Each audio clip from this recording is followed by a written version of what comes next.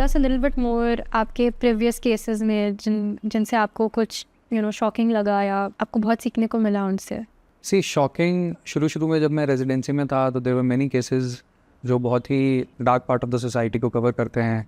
छोटे छोटे बच्चे सेक्सुअल असॉल्ट के साथ हमारे पास आया करते थे and they didn't even know what has happened to them. And then sometimes females जब बड़े हो जाते थे तो अपने बचपन के सेक्सुअल असॉल्ट, ये सेक्सुअल असॉल्ट एक इतना बड़ा ट्रॉमा रहता है, चाहे वो लड़का हो चाहे लड़की। जब उनको साइकेट्रिक डिसऑर्डर्स आते हैं, उन लोगों पे ट्रस्ट नहीं कर पाते, उनको एंजाइटी रहती है, सोशल फोबिया, अब रिलेशनशिप्स बनाने में प्रॉब्लम होना।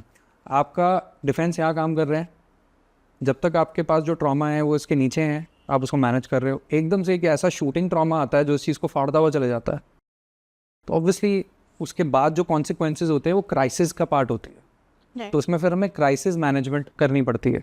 बेसिकली जब आपके अंदर एक क्राइसिस हुआ एंड आप जो एक्ट करने वाले हो उस क्राइसिस की वजह से, उस टाइम को थोड़ा बढ़ाना बहुत ज़रूरी है।